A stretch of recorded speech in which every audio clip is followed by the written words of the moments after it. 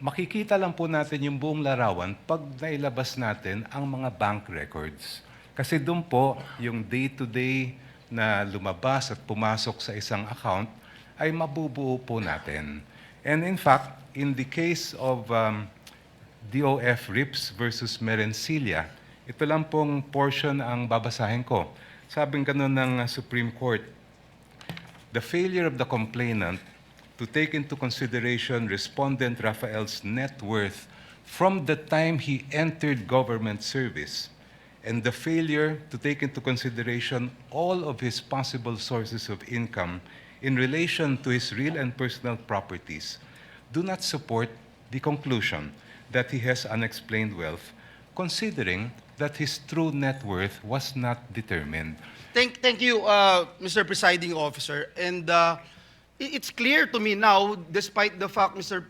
Presiding Officer, Your Honors, that if there would come a time na, for example, sa isang sabina, may sinasabina na sa asawa o sa korporasyon o korporasyon na hindi naman relevant at material doon sa kaso, yun lang po, Ginoong Pangulo, ang ating nagiging reservation tungkol po dito. Ngunit naging malinaw po sa akin na magiging isang desisyon lamang doon sa dalawang motion na inihain. Tag-isang desisyon Tag-isa. kada motion, pero pwede, gaya ng nasabi ng kagagalang-galang na hukom na senador, na pwedeng hindi ibigay yung lahat ng korteng ito.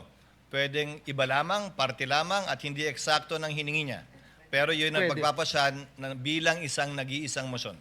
Marami pong salamat. Naging mas malinaw po sa kinatawan na ito ang ruling ng ating presiding officer.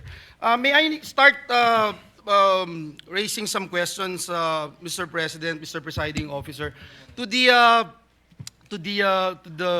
two parties, Mr. Presiding Officer, just for the guidance of the court, and I think it's important that we distinguish between two separate procedural questions. Una, kung dapat po bang i-produce ang hinihinging records, at pangalawa, kung ang mga records na iyon ay magiging admissible, at kung anong evidentiary weight ang dapat ibigay sa kanila. So, let me start by asking our lead prosecutor, Congressman, to our dear Congressman, would it be correct, sir, to say that the issuance of a subpoena merely compels the production of records and does not by itself amount to a ruling that those records are admissible,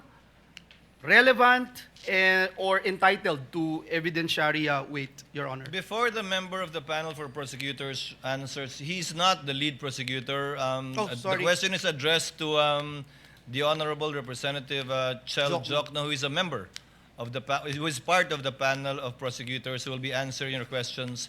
And for the record too, on the part of the respondent, I think it's Attorney Poa Attorney Poa. will be answering. That's correct. Thank Your you. So that Sir we don't need to Presiding Officer. identify each one each time anymore for the record. Thank you. The Honorable Jokno may respond to the question of Senator Judge Villanueva. You may proceed, sir, when you're ready. Thank you, Your Honor. Good afternoon to all the members of this honorable court.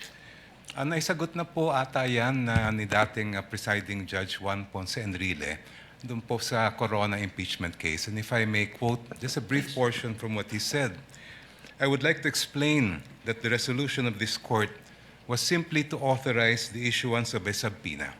And whether those evidence subpoenaed are admissible evidence, given the fact that they apparently appeared in violation of existing laws, is a question that must be resolved in due course. So ang ibig po sabihin, ang hiling lang po ng prosecution ay may labas ang ebidensya, pero wala pa po tayo dun sa punto kung tatanggapin ba nitong hukuman ang evidence na yun, kung siya po ay admissible o hindi. Maraming salamat po sa inyong tugon, Representative Jokno. Kaya po, nilahad ko po yan nang sa ganoon, maitanong po natin ang defense panel, if that distinction is correct, would the defense still maintain that the mere issuance of a subpoena is by itself already prejudicial to the respondent even before the court has ruled on admissibility or weight. Yes, Your Honor. Good afternoon, Honorable Senator Judges. Yes, while we agree with the position of the prosecution na hindi pa naman pinag-uusapan ang admissibility sa puntong ito, what we are questioning, no, is really yung subpoena mismo po. No? Dahil sa ating pananaw, ang isang subpoena, at hindi lang sa ating pananaw, but even under jurisprudence, meron pong requirements bago tayo makapag-issue ng subpoena para maging valid yung subpoena na yun. At yun po yung napag-usapan natin nung nakarang linggo na definiteness, no, and relevance. Ngayon, yung twin requirements na yun, para po sa pananaw ng depensa, ay lacking in this case. And that is why we maintain our position as regards opposing itong request ng prosecution sa pag-issue ng subpoena. Well, at least malinaw po, no? Ang pag-issue ng subpoena, not necessarily opening of records, una. Pangalawa, to be presented in court. At pangatlo, to be admitted as evidence by this court. Before I go dun sa requirements, let me ask the panel of prosecutors, si Representative Jokno, dun po sa pananaw ng depensa on alleged fishing expedition, just for the guidance of Senator Judges, this representation would like to clarify one procedural matter. We understand that the concern raised by the defense that the subpoena may be overly broad. And at the same time, we also recognize that the court has a duty naman to determine whether the records being sought are sufficiently relevant and material to the issues before us. So, Representative Jokno, maaari po ba ninyong ipaliwanag kung paano ninyo tiniyak na ang hinihinging mga records ay hindi po simpleng paghahanap lamang ng posibleng ebidensya o tinatawag na fishing expedition, kundi ito po ay mga partikular na dokumento na sa tingin po ninyo ay meron pong malinaw at direktang kaugnayan dito po sa mga articles of impeachment. Thank you, Your Honor. Ang hinihiling po namin sa mga subpoena ay kaugnay sa Article 2, which involves charges of unexplained wealth. Kung titingnan po natin yung mga jurisprudence pagdating sa unexplained wealth, klarong-klaro po na sinabi mismo ng Korte Suprema na kailangan makita yung buong larawan, hindi lamang po ng mga SALN na final ng isang lingkod bayan, kung hindi lahat ng kanyang kinita, both what we would call lawful and, if there is, illegitimate income.